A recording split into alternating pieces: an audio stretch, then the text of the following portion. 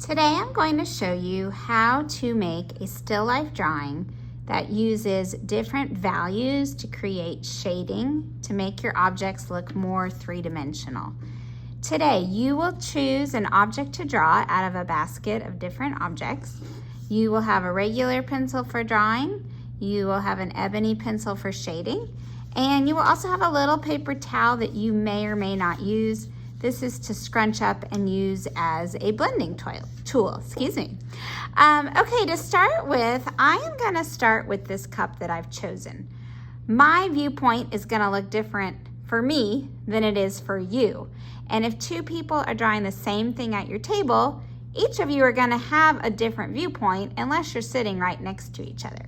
So I am going to be observing the shape of this object. I'm going to imagine somebody took like a black outline to it so that I can think about the shape that I see. I also do not see the entire pencil or the entire marker, so I'm only going to draw what I see. When you're drawing a still life, you're not drawing what you think you see, you're drawing what you see. So I'm going to begin in pencil. I'm going to draw lightly so that I can erase if I need to. I'm looking at the sides of these cups. They kind of come in ever so slightly, but not too much. I'm going to repeat the bottom of this cup the way I did the top. This line is kind of parallel to this line. Now, I'm not going to draw the other side of the cup yet because I want to get a good outline of the objects inside. Now, you cannot see my eyes as I'm doing this, but what I'm doing is I'm looking at the object, I'm looking at the paper. I'm looking at the object, I'm looking at the paper. It's kind of like a ping pong match going on between my eyes, the object, the artwork. I'm trying as best as I can to draw what I see and not what I think is in front of me, okay? I'm gonna connect the back of this here. And now I have a pretty basic outline of my still life. Oh, I could also, if I wanted to, I could draw a line in the background that kind of separates the table from everything behind it. Now, using your ebony pencil, you can start adding different values, or you can think of it as enhancing or shading the edges. I'm not coloring in this whole cup. I'm trying to enhance the edges to make it look more three-dimensional. So I usually like to start over in a corner. And what I'm doing here is I kind of have like a medium value, not super dark. And then as I'm coming in toward the cup, my value gets a little bit lighter and a little bit lighter and a little bit lighter. I can take my paper towel tool and kind of scrunch it up and blend these values together. You could also use your finger, but of course your finger will get dirty.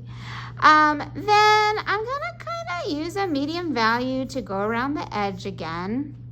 Now that I've come to a corner again, I'm gonna make this a little bit darker, and notice I'm going in the direction of the shape of the cup.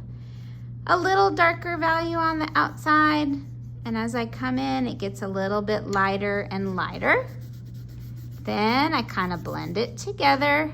You can probably already start to see the cup take a little more form. I'm coming over here. I've got a medium dark value on the corner. I'm coming in a little bit lighter and even lighter. It's almost like those value scales we practiced where you went from light to dark, dark to light. If you look at this corner here, it's going from dark to light, light to dark. I'm gonna do this all the way around, probably back up into this corner too. Medium value, a little bit lighter, and then I kind of blend them together. Now, I'm not quite ready to do the other side of the cup because I want to do the objects in here too. But when you're done with the objects that you're drawing, you can think about a cast shadow. Now the lighting in our art room is a little bit funky because we have fluorescent lights everywhere. So sometimes it's hard to tell which direction your shadow is going.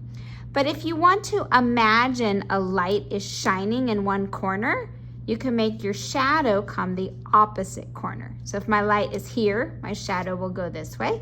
If my light is over here, my shadow will go this way. I'm gonna imagine my light is right here. I'm gonna draw it in. You do not need to draw a light.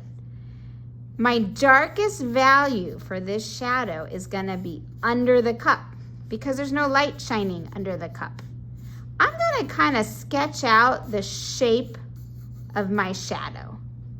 Then my darkest value will be closest to the cup, and I'm slowly shading a medium value into a light value, even lighter and lighter and lighter. I can take my blending tool and start to blend these together. So you can see that I'm starting to get some real form to this still life. I just want you to try the very best that you can. If it is your first time adding different values to a drawing, it is a little bit challenging, but you can do it. It just needs time and practice. Just like anything you do, practice truly makes better. So have fun with it. Please remember to not get too shading happy. That's when people get carried away with the shading and they end up coloring in the whole thing. We are just trying to enhance these edges a little bit to give it a little more form. Have fun.